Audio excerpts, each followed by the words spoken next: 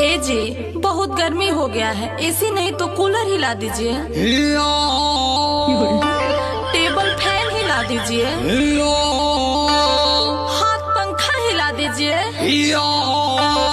तो खाना मांगेगा, हम भी कहेंगे दो गलवा।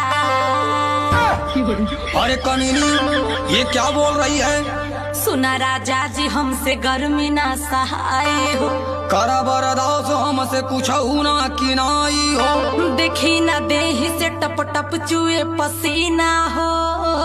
हाथ रानी है गर्मी के महीना हो। जब से आइल हई परेशान हम तबानी हो। इत पेशा हवे तोहार खानदानी हो। तोहे खाली बैठ के खटिया पे चाही खाए के। तोहर आदत न गइल मर्द पे चिल्लाए